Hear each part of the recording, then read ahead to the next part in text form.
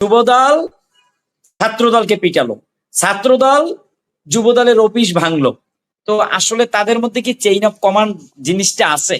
আমার কথা হলো শুধু এখানে না, সারা বাংলাদেশে ছাত্রদল ছাত্র শিবিরের সাথে সংঘর্ষ করতেছে, ছাত্রদল যুব দলের সাথে সংঘর্ষ করতেছে, ছাত্রদল বিভিন্ন জায়গায় ঘাট মাঠ tempo stand truck stand bus stand সব দখল করে চাঁদাবাজি করতেছে। এই যে চাঁদাবাজির একটা রমরমা বাজার তৈরি করে ফেলতেছে। এবং চাঁদাবাজিটা এটা বিএনপি সরকারের আমলে, এটা আজকের দিনের কথা না। আমরা এই দুর্নীতি অনিয়ম চাঁদাবাজিতে আমরা বিএনপি কে 1 থেকে 6 সাল পর্যন্ত 3বার চ্যাম্পিয়ন হতে দেখেছি।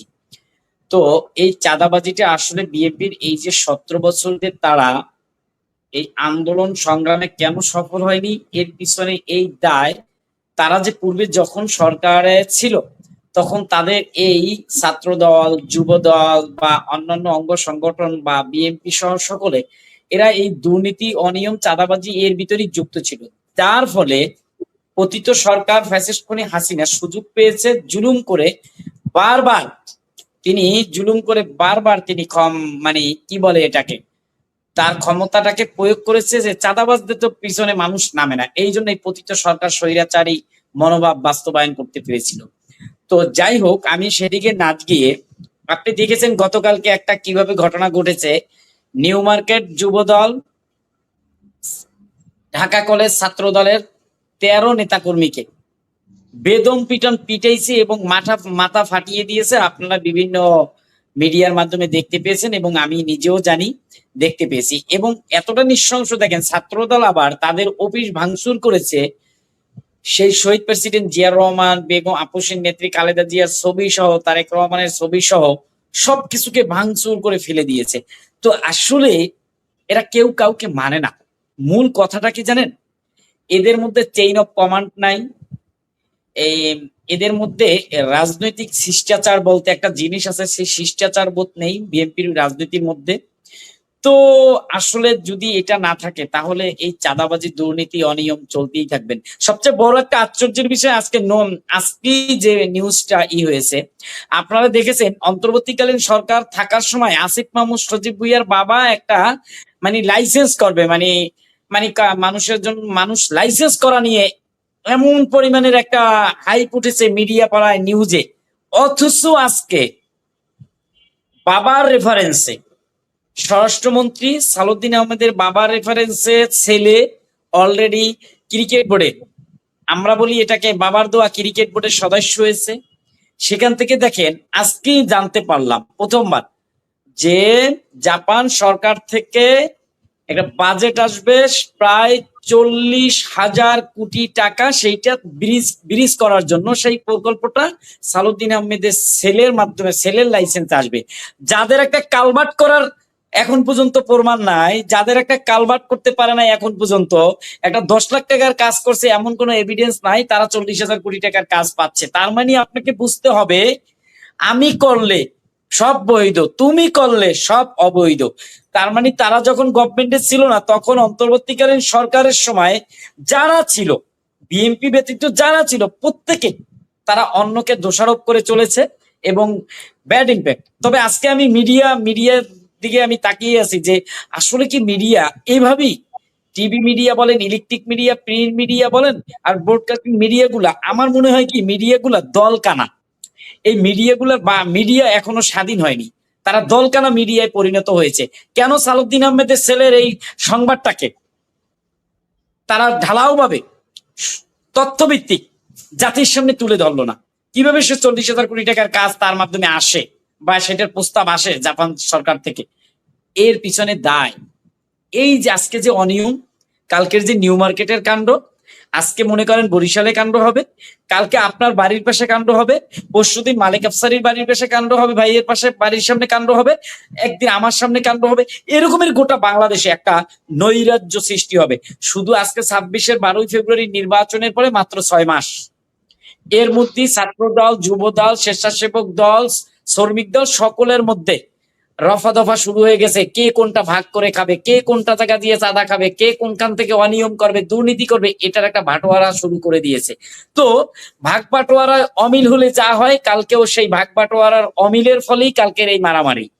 তো আমি বিএনপি সরকারের আপসীর নেত্রী, আমি সত্যি কথা বলতে আমি বেগম খালেদা জিয়া এবং শহীদ প্রেসিডেন্ট জিয়াউর রহমানের রাজনৈতিক যে আদর্শ ছিল এটাকে শ্রদ্ধা করি।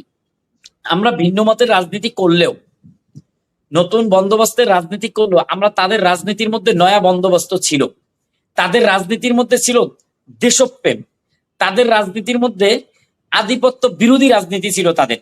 তো এই জন্য তাদেরকে আমরা ভালোবাসি। কিন্তু জনাব তারেক রহমান তাদেরই একজন সন্তান, তারও উচিত দেশপ্রেম এবং স্বদেশের মানুষের প্রতি ভালোবাসা রাখা এবং বিশ্বাস রাখা। যদি দেখেন একটা কাণ্ড, যদি তার এই ছাত্রদল যুবদলকে তিনি সামাল দিতে না পারেন, তাহলে তাকে অনেক কিছু মুখামুখি হতে পারে, এবং এমন কিছুর মুখামুখি হতে পারে হয়তোবা তার গদি ধরে টানাটানি হয়ে যেতে পারে। তো সুতরাং তার উচিত এই লাগাম টেনে ধরা।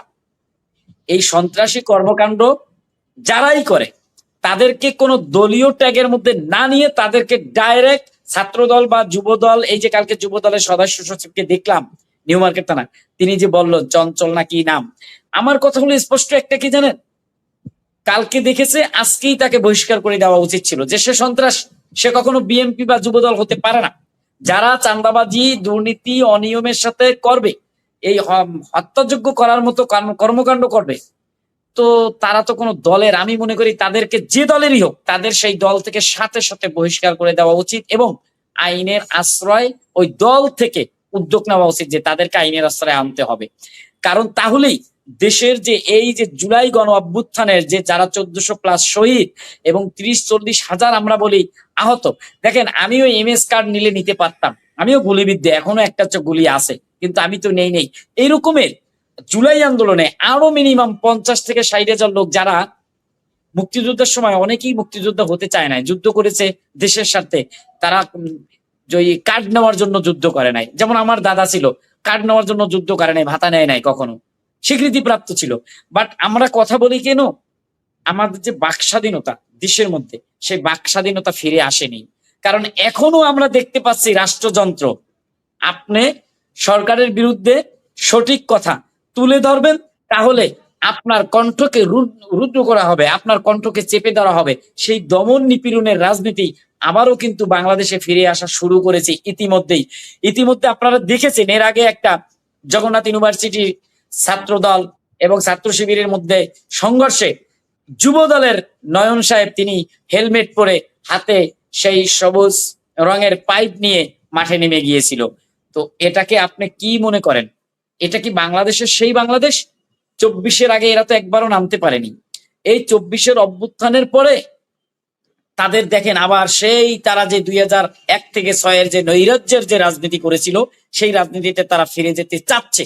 জনাব তারেক রহমানের কাছে আমি আহ্বান জানাবো, যদি আপনি এই সন্ত্রাসী বাহিনীদেরকে গলা টিপে ধরতে না পারেন, যদি তাদেরকে আপনি সামাল দিতে না পারেন, যদি তাদেরকে আপনি ট্যাকেল দিতে না পারেন, তাহলে আপনার সরকার টিকে থাকতে বাংলাদেশে পারবে কিনা আমার সেটা সন্দিহান। কারণ বাংলাদেশের এই জুলাই গণ অভ্যুত্থানে শহীদ হয়েছে সবচেয়ে বেশি জনতা, ছাত্রের চেয়েও বেশি জনতা, রিক্সা চালক, দিন মজুর, খেটে খাওয়া মানুষ, শ্রমিক, কৃষক, মজুররা, তার সন্তানেরা। সুতরাং যদি এই জনতা একবার ক্ষিপ্ত হয় এই তারেক রহমানের সরকারের প্রতি, এবং তারা যদি সেই বৃহৎ আন্দোলনে নামে যায়, জনতা যদি একবার মাঠে নেমে যায়, কোনো দল, পৃথিবীর কোনো রাষ্ট্রযন্ত্র টিকে থাকতে পারে না। সুতরাং তা এখনো তারেক রহমানের উচিত অল্পতেই যাতে তিনি সুদূর প্রসারী বুদ্ধিমত্তা দিয়ে তার বিচার বিশ্লেষণ করে, শুধু ওই তার কোন মন্ত্রী বললো, কোন চামচা কি বললো সেদিকে না তাকিয়ে। কারণ আপনারা দেখবেন এখনই বিএনপির কিছু নেতাকর্মী যারা 17 বছর সবচেয়ে বেশি লুকানো ছিল, তারাই এখন বেশি, মানে কি বলে, একটা বাংলা ভাষায় বলি, ফাল পারে বেশি। মানে হাইব্রিডের যে একটা পাওয়ার থাকে না, মানে একটা পূর্ণবয়স্ক মানুষ যতটুকু বয়স হলে একজন মানুষ কথা বলতে পারে, হুট করে একটা 5 বছরের ছেলে এসে যদি পাকনামি করে কিছু কথা বলে মনে করেন, তাহলে যেটাকে বলা হয় মানে কাঁচা মানে আদা কাঁচাকে পাকনা বানানো যায় যেরকমের, ঠিক এই বর্তমানে এরাই বেশি বেশি ফাল করতেছে। আমি কেন বলছি পদত্যাগের দাবি জানাচ্ছি জানেন? বিদ্যুৎ মন্ত্রী, তিনি আগে এই জ্বালানি ও বিদ্যুৎ প্রতিমন্ত্রী ছিল, সে সময় তার ব্যর্থতা ছিল, প্রচুর ব্যর্থতা। সেই ব্যর্থ লোকটাকে আবার আপনি আর একটা জায়গায় এই জায়গায় দিয়ে দিয়েছেন, আবারও সে ব্যর্থ হচ্ছে। তো এর পদত্যাগ করানোটাই আপনার জন্য সমীচীন।